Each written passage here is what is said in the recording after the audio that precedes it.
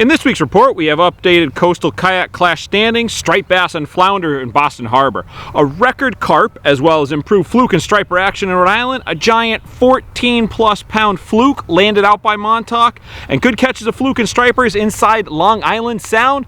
Check it out. The fishing news is sponsored by these fine partners. Hey there, Toby Lipinski for the New England edition of the Fisherman magazine with this week's web video fishing forecast for New England. Well, to begin things off this week, I'm going to start with an update on the standings of the Fisherman magazine's inaugural Coastal Kayak Clash. Now, in case you haven't heard about it so far, the Coastal Kayak Clash is a Fisherman magazine subscriber-only multi-species kayak fishing tournament. Began back on May 1st. It runs through November 31st. We have 8 different categories, 9 different species which are eligible, and the grand prize is a brand new Old Town Sportsman Autopilot 136 complete with an awesome Minn Kota trolling motor. Let's see, this week the entries really seem to pick up, and that leaderboard was just about filled. Actually, the only category that doesn't have a full slate of entries in it right now is in the hardtail division. That's false albacore and bonita, but you know, you wouldn't normally expect them around right now, but we got confirmed catches of bonita out around Martha's Vineyard right now. So if you really want to jump on things, you can take a run over to the vineyard, obviously bring the kayak on your truck or even shuttle it over on a boat and then launch out from shore on your kayak, and you could be the first one to hit a bonita on the board this year.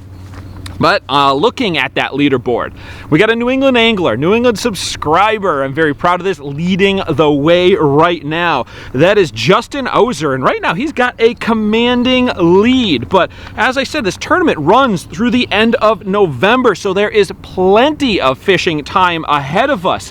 I'm sure we're going to have a couple of shakeups from now until then. You know, Justin's got some really nice catches. He's leading in, I think, 3 of the categories currently. Got some nice sea bass, fluke, porgies, blackfish. He's doing really well, and he's doing what it really takes to win this tournament this year. You got to be a multi-species angler. You can upgrade your catches as the season goes on, so just because he's got that first place fish, that is not the end goal. You got to go and go and go, and you can climb up the leaderboard. We got some other great prizes as well. Second place is a brand new Humminbird Helix 9 sick unit. That's what I've got on my kayak right now. We got a bunch of great prizes from Penn. Let's see, Yak Attack, Yak Lights, Fenwick donated or has some prizes, involved. So there's a lot of stuff to win. So of course, you got to be a Fisherman subscriber, whether print or digital, in good standing. Then you got to go to fisherman.com. Up top, you're going to see a drop down for the Coastal Kayak Clash. And from there, once you're a subscriber, there's no additional charge to participate. All you got to do is sign in, register your email address, confirm you're a subscriber, and then you are eligible to continue to participate from there. And a lot of the fish I'm going to be talking about today, you could add to your score for this year's inaugural Coastal Kayak Clash. So let's just check out some of those fish. We're going to start off up in Massachusetts. Striped bass are not an eligible species for the tournament, but they are still being caught. Steve Madden sent me a message on my Facebook page this week. He took an open boat walk-on charter with a buddy of his, Captain Brian Coombs, up in Boston Harbor over the weekend. Said the trip started off a little tough finding fish. They had rain, rough conditions, made a couple of moves, and eventually came upon a pile of blitzing bass. He said he was pretty sure that they were on schools of sea herring at the time, but nonetheless, for the rest of the trip, they absolutely hammered away at 20 to 30 inch class striped bass on topwater. Small spooks like the jumping minnow were key. And then staying in the Boston Harbor area, Captain Jason Colby says that flounder fishing is excellent right now. It always takes a little while to get going, but usually by this time on average, once we get in the beginning of June, it is absolutely lights out. Jason said they're getting almost every single trip a full boat limit plus, obviously not keeping anything over the limit once you fill up catch and release from there, but they started getting some much bigger fish. They even had the first solid 4-pounder of the season. It was a 21-inch fish landed by Carlos Gomez on a recent trip. But it's not just flounder that they're hitting. He's also getting some big scup, blackfish, some schoolie striped bass mixed in. So a little bit of everything starting to hit up there. But one thing to note, Jason's only got a couple more weeks till he leaves the Boston Harbor area and moves down to Westport, Mass for the season. I believe it's the end of June he makes the switch. So if you want to get in on this awesome flounder fishing with Jason before he leaves, drop him an email. He's one of the last guys running the AOL account. It is fishinglsister@aol.com. See what he's got for availability, either private charters or the open boats that he runs, and get on this bite now. Steigercraft boats, built by people who fish our waters. Serious anglers choose Steigercraft for their 40 years of boat building experience right here in the Northeast and Mid-Atlantic. Visit steigercraft.com for a dealer near you. Sliding down the coast into Rhode Island. Going to start things off with a freshwater report. We got a record-breaking catch made by longtime Fisherman contributor Dave Pickering. Dave originally was just known as a striper surf guy, but he's last few years he's really carved a niche for himself in other categories. Really good on the sea bass and especially on the carp fishing. He's become really well known and really good at carp fishing. And Rhode Island isn't generally known for big carp, but Dave is proving they are available, like the 40-inch 40-pound common carp that he landed over the weekend. Now, he said he was fishing a combo of maize with an artificial white plastic corn on a hair rig when this massive goldfish, we'll call it, hit. Now, this beats Dave's previous personal best of 36 pounds, and while this 40-pound fish would have eclipsed the current Rhode Island state record of 32 pounds, it would have unfortunately required Dave to kill the fish, and officially weigh it in at a tackle shop, which the harvesting of these big carp is really frowned upon by the strong carp enthusiasts. So he just took a couple of photos, got a weight on it, and hey, it's good enough in my book to be a legit catch at that point. Unfortunately, Rhode Island does not allow for on the water catch and release weigh-ins like states like, for instance, where I'm in Connecticut, they allow for it so long as certain criteria are met. Perhaps Rhode Island will make a change. That I know it took a little while to get that implemented here in Connecticut, but nonetheless, Dave, congratulations on the awesome catch, and hey, she's still swimming around out there for someone else to catch, and hopefully if they do, they're going to just take some pictures, weigh it, and release it as well. Heading back on over to the salty side of things, Carlos De Hoyos, he's been checking in every couple of days here with me, getting some really good reports. He was fishing up around Providence this weekend. Live lining bunker. He said there was tons of bait and there were bass and bluefish feeding on them as well. Consistent bass into the mid 30-inch range on up to just shy of 40 inches, all hammering those bunker. Just said again, there is a lot of fish up there in the rivers and just into the bay. So another good option if you're looking to get in some bass and blues. If you remember last week, I reported the party boats in Rhode Island are finally able to sail again as of June 1st. And of course, our buddies over at the Francis Fleet have been getting out every single day that conditions allow for them to sail. Targeting Fluke to start off with here, and they've been finding mixed results. Overall, it's been decent.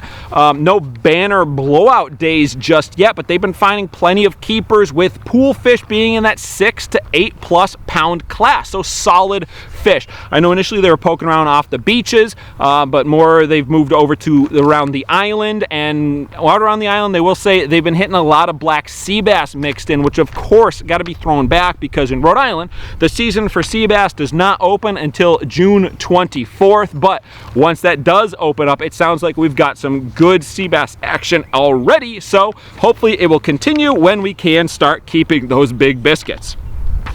And in continuing with fluke reports, but moving out of Rhode Island, we had a massive doormat landed this week. A 14.4 pound fluke landed on Tuesday by Tom Mafood.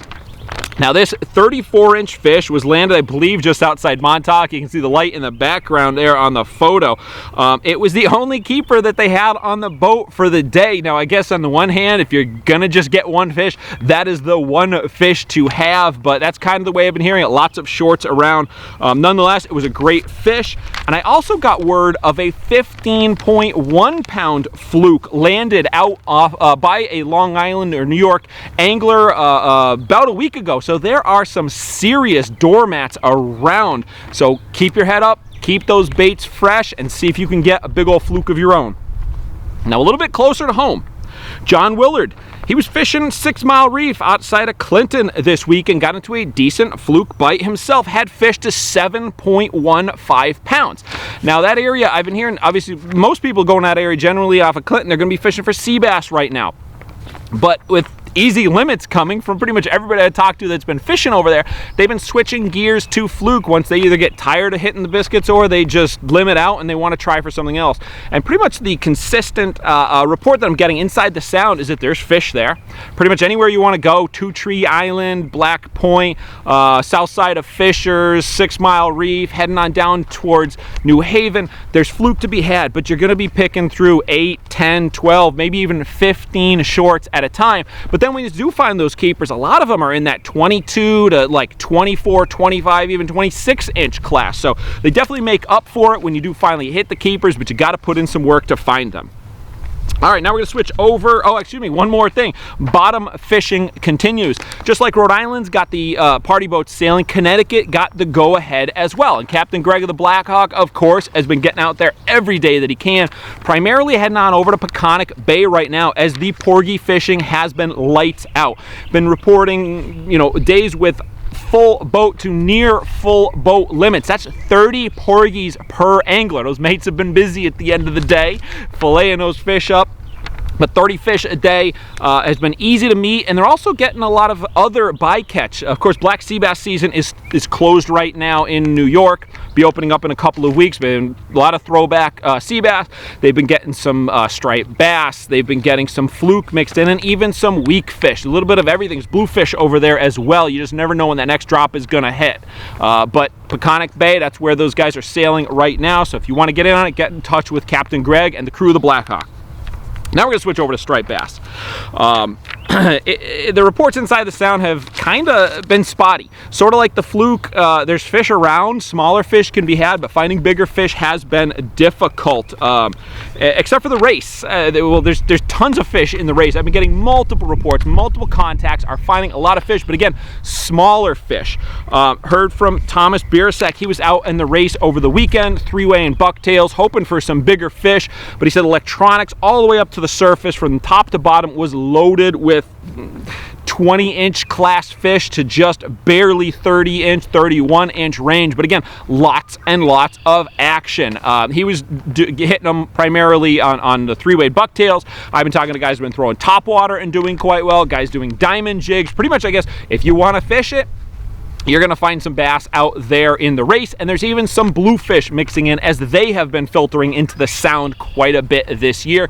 We haven't really been seeing bluefish in the sound the last couple of seasons, but they have been here now for a couple of weeks. More up inside the rivers where you've got a lot of bait, but nonetheless, they're all over the place out in the sound. If you're looking for some bigger bass, primarily right now, if you don't bump into one out in the main sound, which I'll touch upon in a second, you got to hit the rivers like the Connecticut River. There's a lot of bunker up in the Essex area, and that is holding the fish up there. No giants really that I've heard of, but fish to the mid 40-inch class. I talked to Jim Lucy. He was fishing with his son, Peter, this week with my buddy Captain Mike Roy of Reel Cast Charters. They were throwing topwater, docks, spooks, and the likes, as well as live lining bunker. And Peter caught and released a big 42-inch fish on a live bait. That was the fish of the day, but they had fish just close to that on the spooks. And like I said, there's a lot of bunker around out there. It might even be a case of so much bait, it's tough to get those big fish to change over and hit your offering because they just have so much to feed upon right now. Similar story when I talked to Nick Canaris, regular Fisherman subscriber. He's been fishing the lower river. Again, said there's a lot of bait. He said he's been seeing tons of fish, both surface activity as well as on his electronics, but just getting those better fish to cooperate has been difficult. He cites probably a combination of all the bait that's around combined with just the increased boat pressure. There's boats all over the place. So one of the tricks that he has employed that has been working on some better fish. Move away from the spots where everybody constantly hits, as well as changing up to just different lures or different colors, stuff that perhaps those bass have not seen buzz by their face 10 times already that morning, and that has been working for him. From there, he's been heading out into the Sound when he gets tired of the bass and hammering away at the black sea bass, getting pretty easy limits on some nice size sea bass out in the Sound. Moving out of the river, sticking with the bass, Nate Melanson checked in via email. He said he didn't go too far from the river, but he was on some of the local reefs, and one morning he got into some big bass. He had fish of 32 and 42 pounds. Ooh, excuse me, had a bee's buzzing me. Had fish of 32 and 42 pounds outside the river. Went back the very next day hoping to have similar results, and it was dead. There was no fish to be found. Now, that's something I'm running into personally in the surf, as well as something I'm finding out from a lot of the guys that I've been speaking with boating out in the Sound. If you get on a bite of fish, those fish are on the move. They're not sticking around for much more than 1 or 2 tides at a time. Coming back the next day is oftentimes not producing anything, and you got to go hunt the fish down again. So it really pays right now. If you get on a bite, make the most of it at that moment. Stay on those fish as long as you can, because honestly, they might not be there the next day. However, going west in the Sound, things are a little bit different. Still, it seems like down around Norwalk, that's the cutoff. If you get fish from New York border to the Norwalk area, those fish are kind of hanging out a little bit more. They're not really so much on the move. Find some bait and you're going to find fish around them. Once you get east of Norwalk, that seems to be the cutoff right now. Of once they hit that, then they start motoring on along. Mark Alamina, he was fishing down there, Western Sound, specifically off the Sheffield Island in Norwalk earlier this week with a couple of his buddies, including Tom Thomas, who had the high hook on the night under a nice bright moon. He caught and released a solid 38-inch bass. Now, he said that there's been a lot of bait around down there, big bait, small bait, a little bit of everything, so the action has been good, the bass have been on them, and it's a really good bite down in the Western Sound as well. All right, well, there you have it. I'm Toby Lipinski for the New England edition of the Fisherman Magazine, wishing you tight lines if you head out onto the water this weekend.